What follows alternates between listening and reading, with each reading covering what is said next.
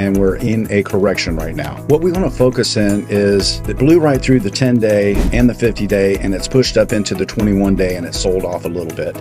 Now we want to look at this volume that we have down here. The volume is significantly lighter from the day before, which was Friday, when we had a good day in the market. The market gaps down and it closes much higher, but look how the volume is starting to pick up. Now what we want to look at is this gap right here.